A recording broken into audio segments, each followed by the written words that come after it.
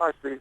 How are you? Yeah, I am prepared. I mean, obviously I'm on tour, so we just finished sound check. So, Isn't that how it always is? Everybody thinks we're prepared for life, and we're not, right? Well, you may not be. Well, you're the guy on tour. You've got a million things going on, don't you? Yeah, yes, probably, yeah. So, Howard, thank you so much for being on the show again. It's actually been just over 3 years since you've been on The Blend. So welcome back. It is great. My listeners love hearing that you've been on the show. Oh, great. Okay, thank you. Thank you. So you're on tour. You're headlining, one of the headliners of the Retro Futura tour. So tell me a little bit. You're out in Denver right now. How is the weather? Is it great? Are you having fun? I have no idea what the weather's like because we've just been in an underground car park and then straight to the stage. So I haven't seen anything. I don't know if it's sunny or I think it's 31 degrees outside. That's the only thing. My watch has been telling me that. So that's about it. That's actually pretty funny. You just show up and you go, "Where am I? Give me my keyboard," and away we go. Well, yeah, it's a little bit more complicated than that. Well, we always try to simplify things. You know, I'm in radio. I need it as simple as I possibly can. I just see the flashing red light. I push it, and away we go. Right, good. So is it fun getting back on tour? Do you really love it like it looks like and sounds like you are? Yeah, I do. I really do enjoy, what I do. So I'm pretty much touring like 100 shows a year at the moment. So, and we're constantly, evolving the show and, putting new songs in and renovating the old songs. And, it's a 5-piece band I've got with me this time. Mm-hmm. It's the first time I've had that on tour in America. And I'm just loving it so much. I've got Robin Bolt, my guitarist, back on guitar, and Emily Nolan Davis is playing electronic percussion, and it's all really good. So how is it different having a 5-piece band behind you versus a small group or even just yourself? Well, I mean, I've been playing with the electronic band has been a 3-piece for Mm-hmm. For quite a while, but I just wanted to have more sort of colours to play with in terms of the the sound. So bring guitar back in because I've got lots of my songs do have guitar in them. Mm-hmm. I mean, it's still very much an electronic band, but having that guitar element, and then there's loads of percussion on the tracks as well. So having Emily there, adding to that whole sort of rhythm department is just fantastic. Yeah. And you know how Americans like the rhythm of songs Yes. and percussion and guitars. That's what we live by. Yes. Great. Well, that's good. That's a good thing. Because we stand up, we're like, yeah, more guitar, more guitar. Isn't that how it usually is? Yeah. Now, I was just kind of going through some of your background, which I rarely do, and I completely forgot that you were at Live Aid in '85. Has it been that long? Well, 85. So what? 30. What is it? I can't do the maths. I mean, it's Like 32 years. 30 years, right? Yeah. Yeah. So yeah, it was an absolutely amazing gig. That. I mean, probably the most important gig of anybody Mm-hmm. who played that show.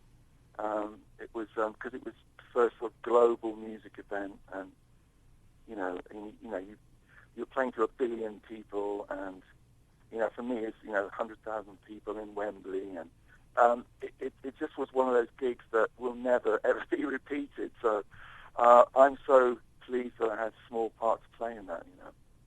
After that, what would top it? You've had, what was it, your third album followed that in '86, am I right? The song with Phil Collins, did that come out right after that, or was that right before it? I don't even remember. No One Else to Blame, that's it. I think No One Is to Blame was it 87, was it? That sort of time. Yeah. Oh. You could tell we've been in our industries way too long that we don't remember much of anything anymore. Well, I certainly remember it, but I'm not a historian. Yep. I'm kind of really thinking about the future Mm-hmm. and what I'm doing now. I don't really sort of dwell in the past, if you know what I mean. It's like it always feels that's all done now. What's the exciting exciting new thing around the corner for me. That's where I'm kind of orientated. That's why I like your new CD that came out in 2015, Engaged. What inspired that sound? Well, Engage was really designed as a live show, so I wasn't really thinking of a normal kind of studio CD. I was thinking of, an amazing live production where you integrated video and all kinds of different styles of music, including there's a ballet piece on there, and there's a piece that's kind of influenced by Steve Reich, and I wanted to imagine, really thrilling people at a live show with sort of, with great visuals and also a very interactive element at the shows as well, so people could, customize their clothing in the foyer and have special sort of fluorescent makeup daubed on them and stuff like that. So, and also we designed an app to go with it as well, so you could interact with your phone as well. So it was really about a stage show, and then of course, obviously the music for it is on the Engage album as well. You're always ahead of the curve, always. Well, I don't know. I mean, I like to try different things and experiment, take a few risks. Yeah. It's good fun. No one seems to do that. It's always cookie cutter. At least that's how American music is. Well, I mean, there are, there's great music out there. We just have to look a bit harder sometimes. We're too lazy. We have YouTube. Right. We just go, let's look up Howard Jones. Just play the playlist. Just play it. I don't want to think about stuff. So, and I think I would agree with you. You got to dig in, much like you playing live. You're going to play a lot of different things. How is it playing with the other bands that are on tour with you?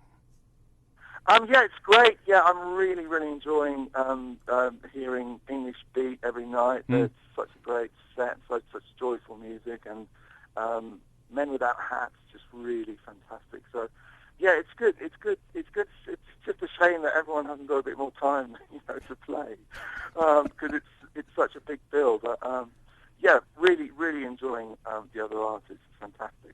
So let's rattle off who's on tour with you. You already mentioned Dave Wakeling, who's been on this show. Love that guy. Pretty funny. Great show. Men Without Hats, Modern English, Paul Young, Katrina from Katrina and the Waves. That is just nonstop 3 hours of music. You can't get a better stop than that. Yeah, absolutely. Absolutely. Now, do you have a chance to play off one another? Have you guys got on stage with one another? Say you just walk out and say, hey, I'm going to sing with Katrina for a few minutes. To be honest, no, because it is so tight the time that nobody, you can't be fitting in something else to it. That's one of the things about having so many people. So I don't see that happening. As much as I'd like it to, I don't think it's going to happen. Well, that's me just suggesting stuff out there. Kind of like a Live Aid. You get 15 minutes, and then they just start turning the stage. Like, time to get off. Next band. Yes. But it's got to be fun. It has to be fun to be out there and just on the road with your band and maybe thinking of new music. I envy you. You have talent that I never could have. Well, everyone's talented in different ways, aren't they? You're an amazing radio guy, and that's your amazing talent. I mean, I think everyone's got something up their sleeve that they're really good at. I wish more people would think like that. I would agree with you. Everyone has something that they can offer, some type of talent, no matter what it is. Absolutely. Yeah, absolutely. Yeah, I really do believe that. So what was your early inspiration when you first started? Take us back early on. Howard Jones as a teenager. What were you listening to? Well, my mother was a big radio fan, so she always had pop radio on in the house. And in those days, it was like the BBC home service, it was called. And they used to have these like lunchtime concerts where people like the Stones and the Beatles and the Tremolos and Freddie, this is when I was really young, would do these lunchtime concerts, and I would be really, enthralled by that. And then parents bought me a radio when I was 9, and I used to listen to pirate radio, when they had those boats on the English Channel. So I was hearing all these cool new tracks. And I've been that's always been my biggest motivation, is because I love radio, so I wanted to be on the radio, and fortunately, that did happen to me. And I think that if you get played on the radio, then the songs become part of the culture, and they become, embedded in people's consciousness, for their whole life. And so I wasn't really, it's great to sell loads of records, obviously, but for me, the thing was to be on the radio, and I hope that continues. And thank you so much for keeping on playing my music. Thank you. I love playing it. I play it all. I get requests for you every week. It's nonstop still. Oh, great. That's so great. So did the keyboards pick you, or did you pick the keyboards? I came from this sort of very musical family, and my mum and dad really wanted me to play the piano. So I had piano lessons from the age of 7, and I hated it like all kids do when you start off. And then suddenly I realized I could play tunes that I'd heard on the radio on the piano, and that was it. Everything went completely crazy, and I started becoming obsessive about playing the piano. I used to play 4 hours a day, and I became one of those nerdy kids who just never went out and just played the piano. But it, kind of stood me in good stead in the long run. But it was always keyboards that was my way of expressing myself. I was one of those kids that played keyboards and piano and hated it. I was so bad at it. Yeah, well, it's very hard, isn't it, when you're young to sit and do all that practice, and it's not an easy thing. And I wasn't good at practicing until I really got passionate about it. And once you turn that corner, it really starts to work. Did you like being termed as a new wave artist? I really don't care what people call me, really. I whatever. I know from, I just do what I do. I don't really fit in with a category, but I know people like to give sort of general categories. But I really don't mind. Whatever they want to call it. I'm just me. I just do what I do, and I can't do anything else. We would get along great sitting down, because let's face it, we can't do anything else but this. Yes. Right? We sit down and have a pint, and it's like, well, this is what I do. I can't do anything else. So, and considering when you jumped onto the scenes, the big, what we term it back then, the second British invasion and stuff. So, how do you live up to that? And you're still here.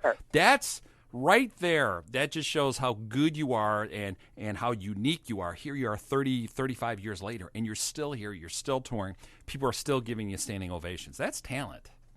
Well, I always say to the audience, thank you for giving me the opportunity to do what I love doing, because I can't do it without them. They turn up, they keep supporting my work, and, wow, what a great privilege that is. And I honestly, that's where I feel. So I try never to forget that. If it all goes to your head, then things, as we've seen with lots of people, go horribly wrong. So I just feel really grateful that I'm in this position, and I'm doing what I love doing. And long may it continue. That's what I say. You will continue on. Who haven't you played with that you still want to play with? Well, I would love to. Paul McCartney is somebody who I've always. I think I did some stuff with him. Well, I'm not think I did do some stuff with him during the 80s when we did the Prince's Trust concert. Yep. But I would love to write a song with him, actually, because I've always loved his work. He's a genius, and it just would be so great to. He's a vegetarian as well, like me, and I think we have a lot. I did meet them at Live Aid. I met Paul and Linda, and we got on really well. And he gave me his home phone number, and I was just too.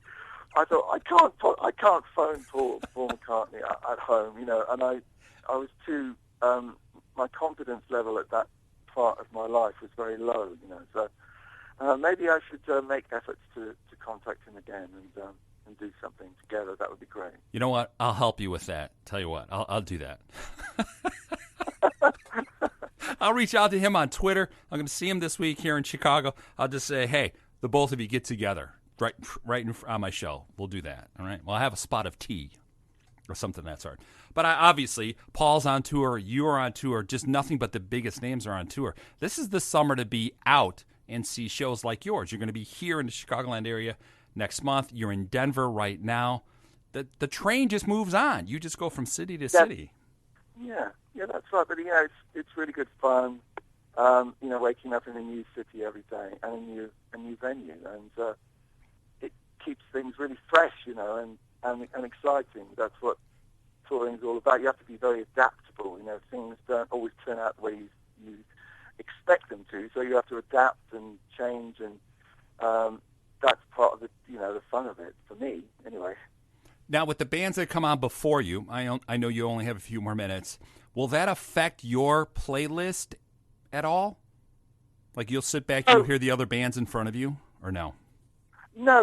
We decided, we just done sound check. We decided what songs we're doing tonight, and then that will stay set. And because we are doing a different set every night, so we're changing things up. But we decide in the morning what we're going to do, and then just deliver it in the evening. Yeah. So you might want to just check the weather in the morning. Yes. I did see a few rays of sun as I passed an open doorway. So there you go. It is sunny out there. Who knows? And I promise you, I'll go on Twitter today. I'll point out you and Paul. We'll just converse on Twitter, both of us, or three of us. I'm sorry. Okay. So, HowardJones.com. He is on tour, the Retro Futura Tour. Howard, you are always welcome on the show, day or night, year after year, okay? Thank you so much. Thank you, Steve. Thank you very much for having me and doing the interview. Great, and we will see you next month. I'll be backstage when you are in St. Charles here in Illinois. Thanks, Howard. Yeah. Okay, thank you. Thank you. All the best.